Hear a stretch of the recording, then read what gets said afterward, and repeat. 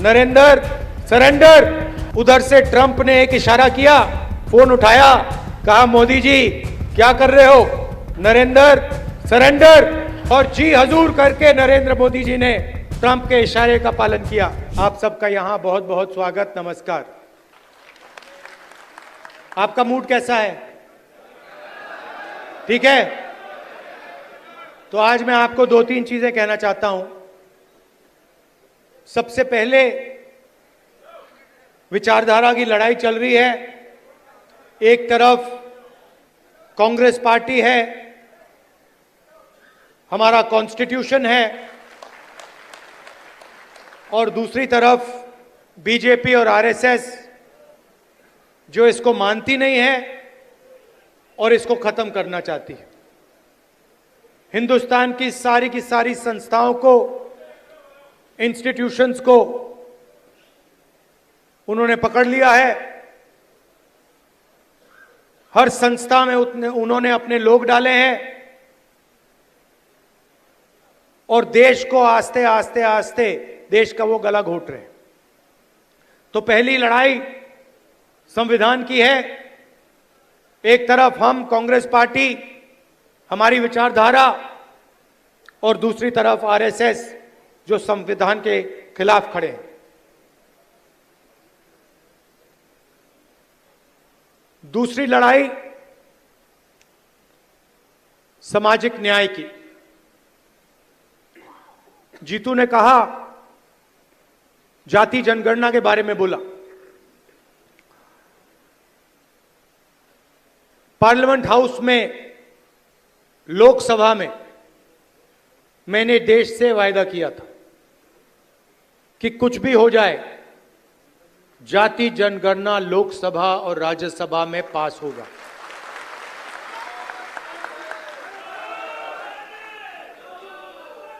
ये BJP RSS वालों को अब मैं अच्छी तरह जानता हूं। इन पर थोड़ा सा दबाव डालो, थोड़ा सा धक्का मारो, डर के भाग जाते हैं ये लोग। जैसे उधर से ट्रंप ने एक इशारा किया, फोन उठाया, कहा मोदी जी क्या कर रहे हो,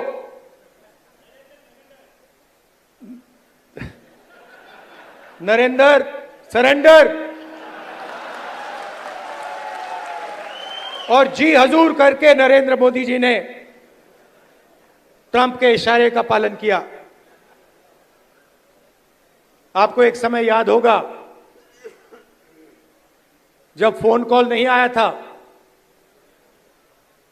7th फ्लीट आई थी, 71 की लड़ाई में 7th फ्लीट आई थी, हथियार आए थे, एयरक्राफ्ट कैरियर आया था। इंदिरा गांधी जी ने कहा मुझे कुछ जो करना है मैं करूंगी।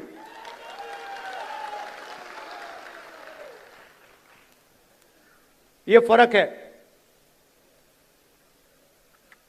इनका कैरेक्टर है। ये सारे के सारे ऐसे हैं। आजादी के समय से सरेंडर वाली चिट्ठी लिखने की आदत है। एक सेकंड में थोड़ा सा दबाव पड़े, भैया ये लो। हाँ, तो ये इनका कैरेक्टर है। कांग्रेस पार्टी सरेंडर नहीं होती है। गांधी जी, जवाहरलाल नेहरू, सरदार पटेल, ये सरेंडर वाले लोग नहीं हैं। ये सुपर पावर से लड़ने वाले लोग हैं।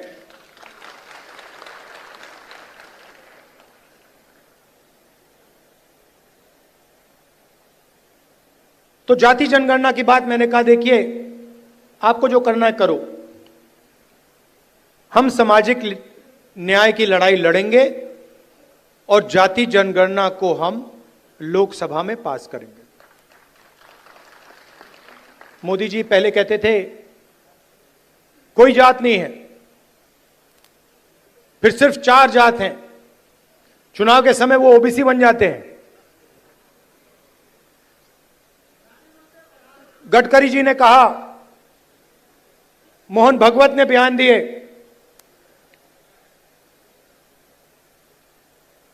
थोड़ा सा दबाव पड़ा, एकदम सरेंडर हो गए। मगर मैं इनको जानता हूं,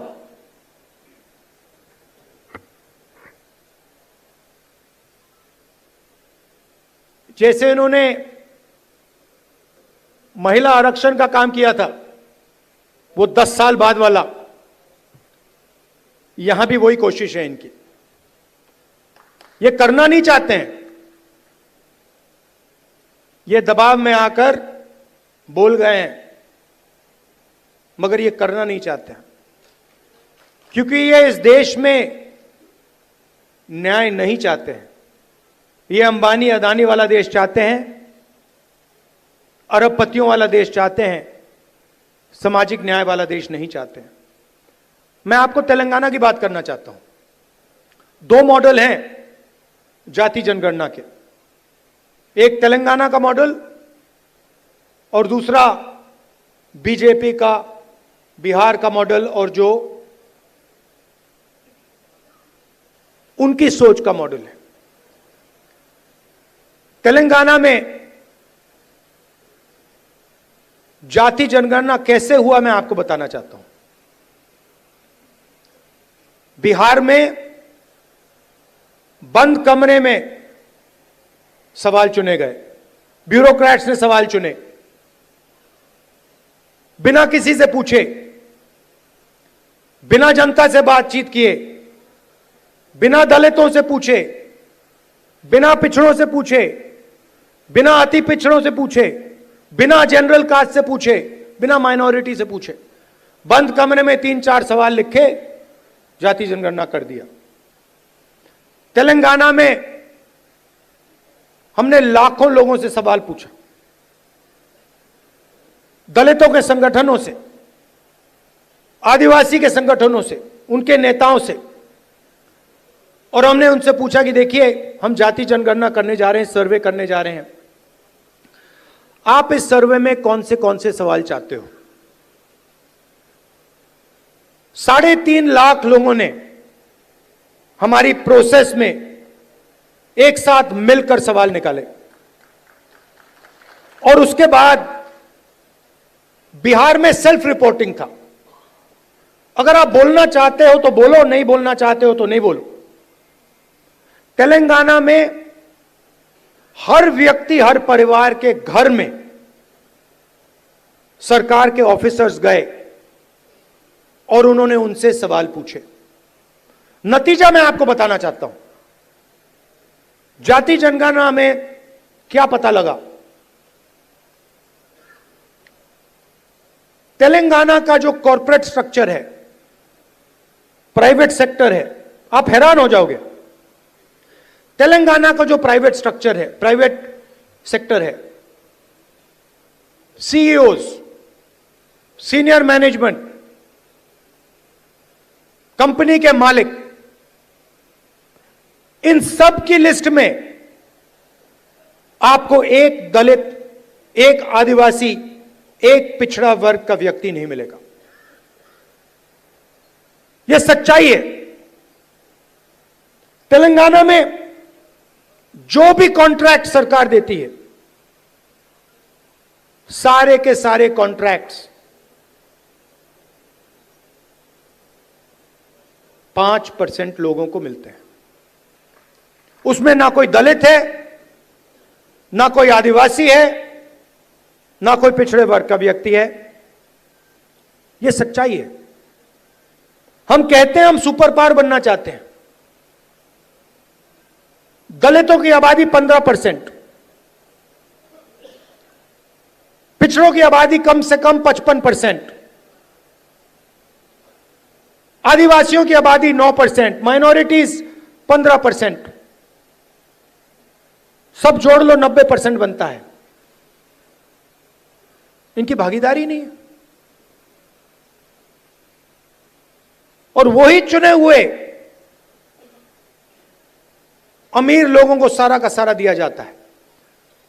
उसी लिस्ट में कॉर्पोरेट सेक्टर की लिस्ट निकालो, बड़े बड़े ब्यूरोक्रेट्स की लिस्ट निकालो, उसमें आपको गरीब जनरल कास्ट का भी कोई नहीं मिलेगा। यह सच्चाई है। मजदूरों की लिस्ट निकालो, उबर ड्राइवर्स की लिस्ट निकालो, जो खाना डिलीवर करते हैं उनकी लिस्ट निकालो, और उसमें आपको पिछड़ा वर्ग, दलित, आदिवासी सब मिलेंगे। दो हिंदुस्तान बन रहे हैं, एक 90% का और दूसरा चुने हुए लोगों का 5-7% का।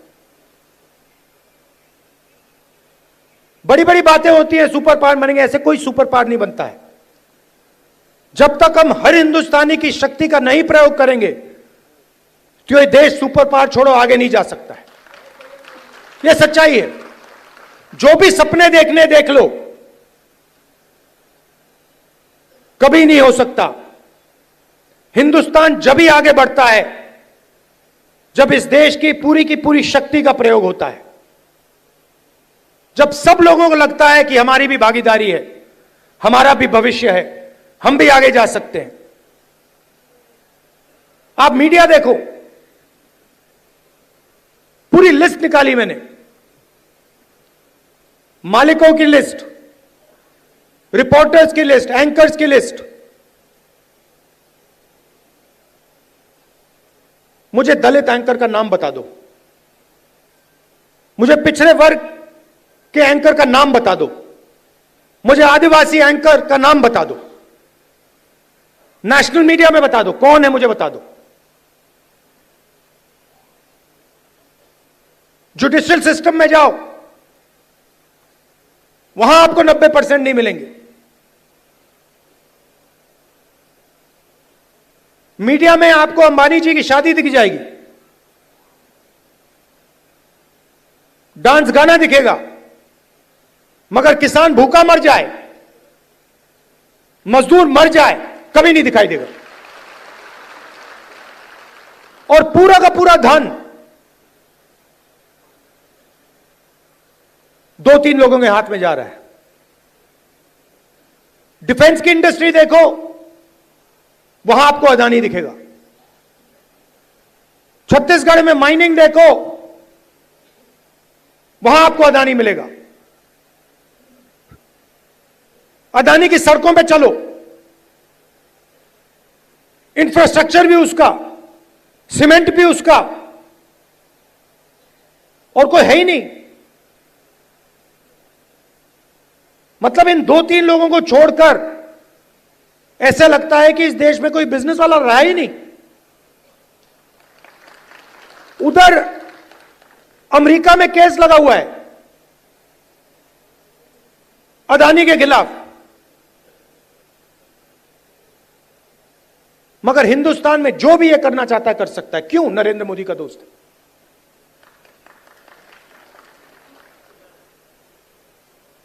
तो हो क्या रहा है? 90% को परे कर दिया,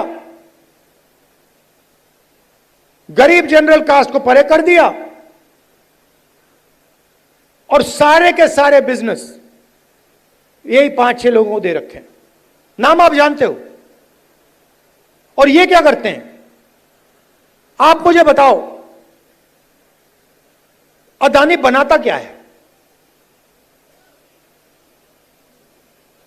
अदानी पूरा का पूरा चाइना का माल हिंदुस्तान में बेचता है।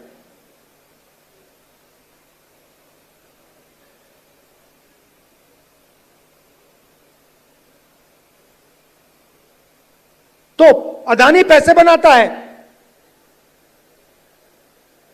अंबानी पैसे बनाता है, और चाइना अपना माल हिंदुस्तान में बेचता है। यह फोन जो है, यह अदानी अंबानी जैसे लोग बेचते हैं हिंदुस्तान में, मगर इस फोन से चाइना के युवा को रोजगार मिलता है, हिंदुस्तान के युवा को रोजगार नहीं मिलता है। वो सब कुछ बनाते हैं, शर्ट, पैंट,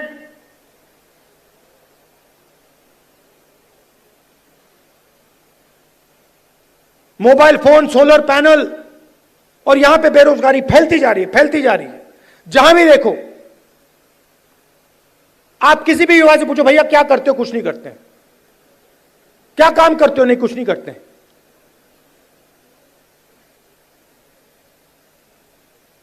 यह हिंदुस्तान की सच्चाई है और इससे छुपा नहीं जा सकता, चाहे मीडिया कुछ भी कहे। देश की सच्चाई है कि इस देश के युवाओं को रोजगार नहीं मिल सकता और इस देश के युवाओं का कोई भविष्य नहीं है। अगर आपको बिजनेस चलाना है हिंदुस्तान में, या आपका नाम अदानी हो या अंबानी हो, नहीं तो आपके लिए डिमोनेटाइजेशन, गलत जीएसटी,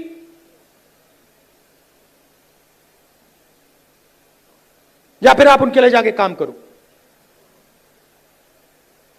जाति जनगणना पूरे देश को दिखा देगा इस देश में किस प्रकार से अन्याय हो रहा है,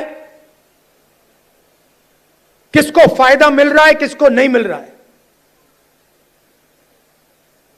किसी को चोट लगती है, आपका कभी फ्रैक्चर हुआ है? फ्रैक्चर हुआ है, डॉक्टर ने आपको सबसे पहले क्या बोला? सबसे पहले बोला देखो भैया दिखा दो, एक्सरे करा दो।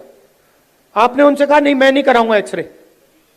अगर आप कहते मैं नहीं कराऊंगा तो डॉक्टर आपको क्या कहता? फोर्स करता। और अगर तब भी नहीं करते तो फिर लंगड़ाते हुए चलते रहते और डॉक्टर कहता यार ये तो मतलब पागल है ना। तो मैं यही कह रहा हूं, पूरा देश जानता है कि दलितों को, पिछड़ों को, गरीब जनरल कास्ट को जबरदस्त चोट लग रही है। मैं सिर्फ कह रहा हूं देखो भैया एक्सरे करा लो, देख लेते हैं कि है क्या। शायद पता लगे कि कोई प्रॉब्लम ही नहीं है। शायद जाति जनगणना के बाद पता लगे कि कोई प्रॉब्लम ही नहीं है, सब कुछ ठीक है। कॉर्पोरेट सेक्टर में हर वर्ग के लोग हैं, जुडिशरी में हर वर्ग के लोग हैं, कोई प्रॉब्लम नहीं है, ठीक है। मगर अगर एक्सरे से पता लगा कि टांग टूटी हुई है तो कुछ ना कुछ तो करना पड़ेगा ना। तो इसीलिए बीजेपी नहीं चाहती है, क्योंकि अगर जाति जनगणना हो गया तो ये इनका जो अदानी अंबानी वाला मॉडल है ये वहीं खत्म हो जाएगा। क्योंकि देश को पता लग जाएगा कि 90% को कोई फायदा नहीं हो रहा है, ये 5-10% को सारा का सारा हिंदुस्तान का धन जा रहा है और जनता अपने आप खड़े होकर उसको रोक देगी।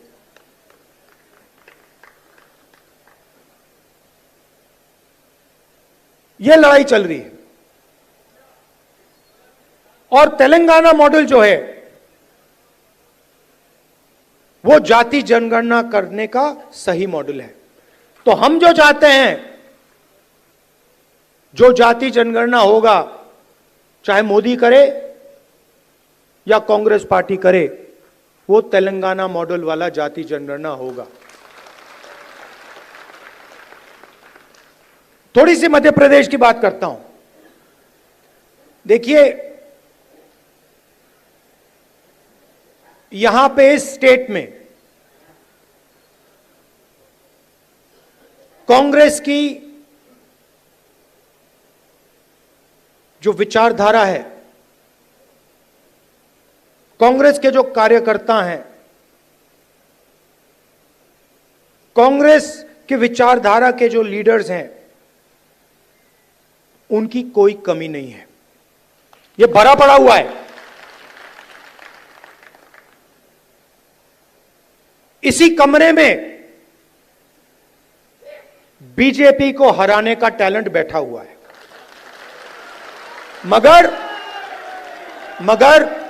मगर आपके हाथ बंधे हुए हैं।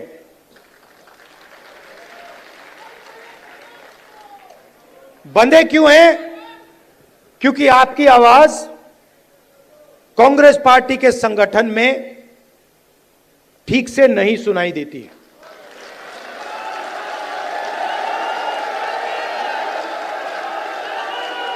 ये हमारी सेना है, ये लड़ने के लिए तैयार है, ये मरने के लिए तैयार है। बीच में 2-3 लोग उल्टे सीधे बयान देते रहते हैं।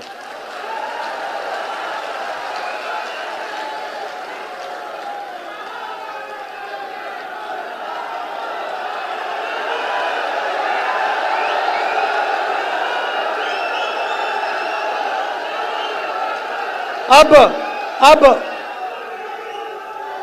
कोई ऐसे लोग हैं जो फ्रस्ट्रेशन में दे देते हैं, कोई ऐसे लोग हैं जो थोड़ा बीजेपी का भी काम कर लेते हैं, और हमें कहीं ना कहीं से तो शुरुआत करनी होगी। तो वर्किंग कमेटी ने निर्णय लिया है कि शुरुआत डिस्ट्रिक्ट और डिस्ट्रिक्ट प्रेसिडेंट के पोस्ट से होगी, और वहां से, उस शुरुआत से हम पार्टी को मध्य प्रदेश में, गुजरात में, बाकी प्रदेशों में खड़ा करेंगे। अब यहां पे डिस्ट्रिक्ट प्रेसिडेंट आए हैं, और आप में से ऐसे लोग होंगे जो पूरी शक्ति के साथ, दिल के साथ कांग्रेस पार्टी के लिए काम करते हैं, और ऐसे भी लोग होंगे जो थोड़ा थक गए हैं या जिनका मूड ठीक नहीं है, जो ज्यादा टेंशन लिए हैं।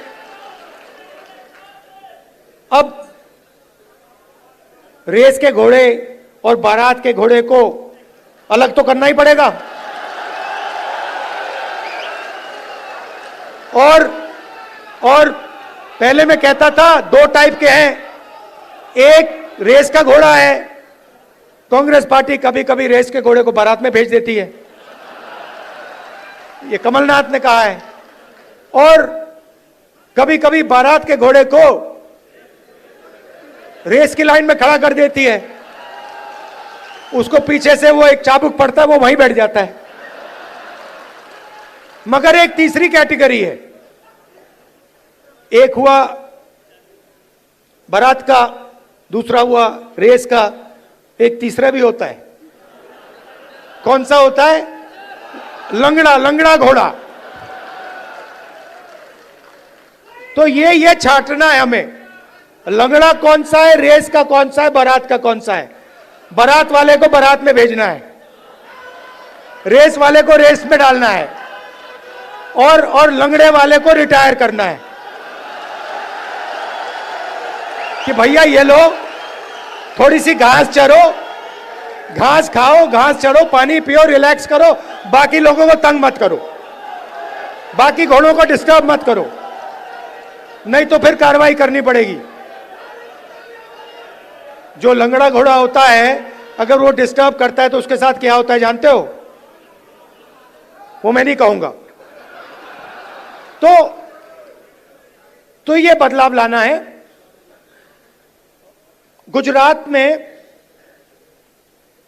हमने नए डिस्ट्रिक्ट प्रेसिडेंट्स चुने, दिल्ली से ऑब्जर्वर आए, एआईसीसी से ऑब्जर्वर आए, गुजरात के नेताओं के साथ वो हर डिस्ट्रिक्ट में गए, और उन्होंने कार्यकर्ताओं से बात की, लोगों से बात की, नेताओं से बात की, जिनको कांग्रेस पार्टी में सीनियर लीडर कहा जाता है, उनसे भी बात की, और नाम चुनकर उन्होंने दिल्ली भेजे। मैं 2 लिस्ट देख रहा था, पुराने डिस्ट्रिक्ट प्रेसिडेंट्स, और मैं ये नहीं कह रहा हूं कि उसमें अच्छे लोग नहीं थे, और उनको फिर से डिस्ट्रिक्ट प्रेसिडेंट बनाया जा सकता है। तो हम किसी को कैंसिल नहीं कर रहे हैं। अगर आप अच्छा काम कर रहे हो, जो यहां डिस्ट्रिक्ट प्रेसिडेंट बैठे हैं, अगर आप अच्छा काम कर रहे हो, आपको कोई घबराने की जरूरत नहीं। मैंने वो 2 लिस्ट देखी, जमीन आसमान का फर्क है। एक लिस्ट कहना नहीं चाहिए, मगर सीनियर नेता के असिस्टेंट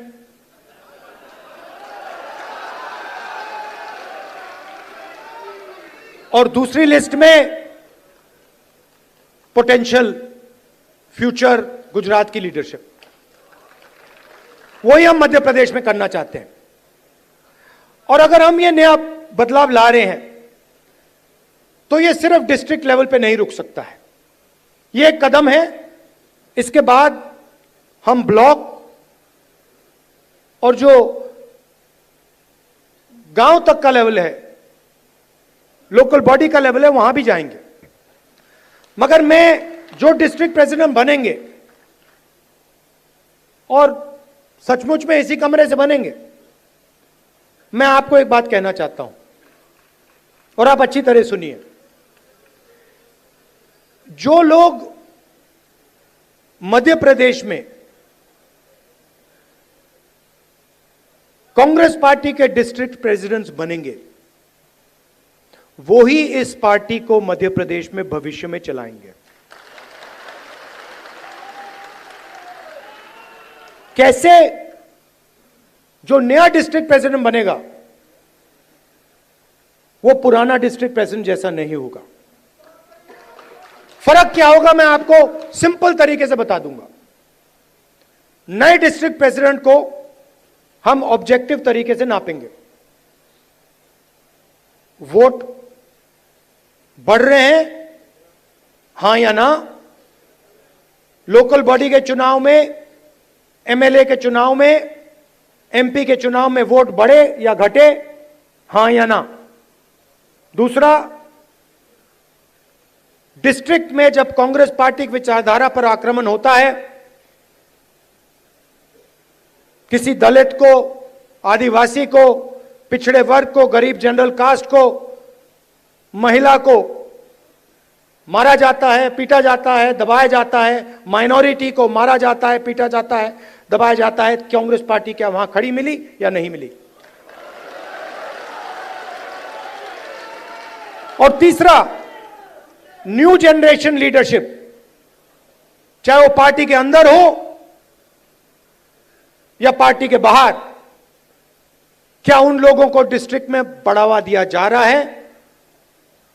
क्या डिस्ट्रिक्ट प्रेसिडेंट और वर्कर के बीच में अच्छा संबंध है?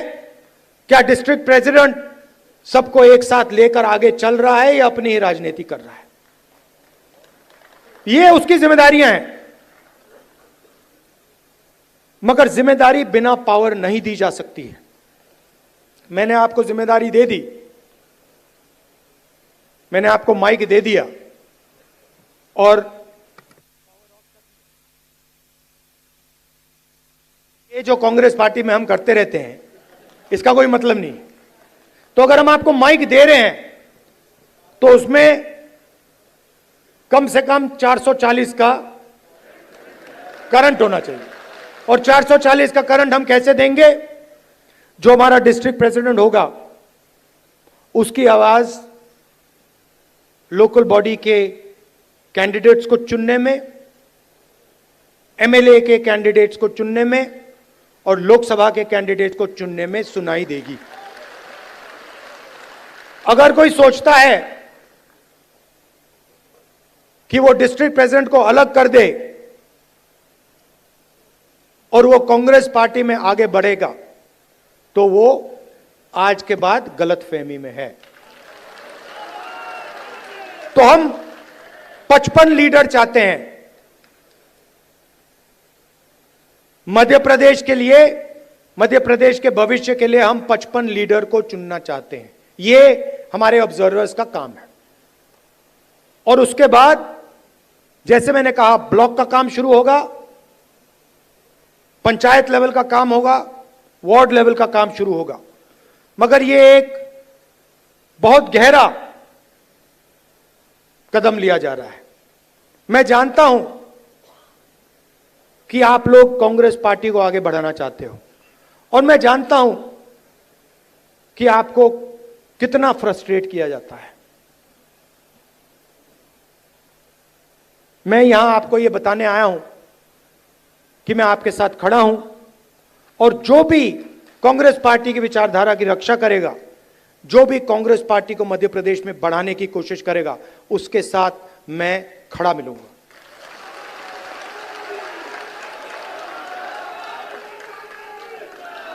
मध्य प्रदेश में कांग्रेस पार्टी की कोई कमी नहीं है।